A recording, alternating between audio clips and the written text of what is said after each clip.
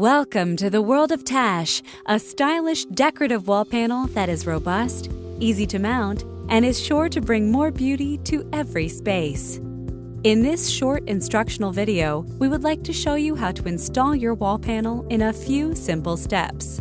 Do not forget that the wall panels are not applicable on the wallpaper and uneven surfaces. Before you begin, make sure the surface you want to apply the wall panel to is clean. Wipe the surface with a damp cloth and wait until it is dry. Measure and draw a level guideline for your starting point. While you are waiting for the surface to dry, you can open the box.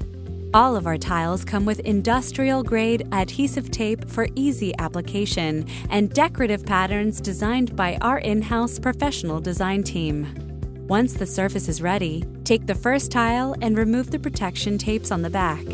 Then, place the tile on the desired spot and press firmly against the wall. If you need to make adjustments, now is the time to do so. Remember, in time, the adhesive sets, making small corrections virtually impossible. Repeat these steps until all tiles are placed. In about an hour, the adhesive will set and you can enjoy your new decoration. To find out more about the Tash line, please visit tashdeco.com. Tash, Stone Reborn.